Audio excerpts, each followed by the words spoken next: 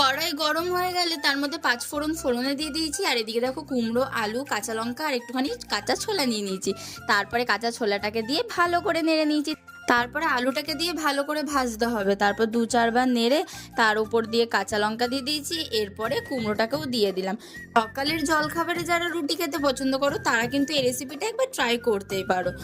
তারপরে নুন আর একটুখানি হলুদ দিয়ে ভালো করে এবার ঢাকা দিয়ে দিয়ে নাড়তে হবে যতক্ষণ না সেদ্ধ হয়ে যাচ্ছে। আমি কিন্তু এখানে কোনো জল ইউজ করছি না, মাঝে মাঝে একবার করে ঢাকা খুলে খুলে দেখছি এটা সেদ্ধ হয়েছে কিনা, কারণ কিনা কুমড়ো থেকে অনেকটা পরিমাণেই জল বেরোবে আর সেই জলেই রান্নাটা পুরো হবে। তো তোমরা একবার বাড়িতে ট্রাই করো।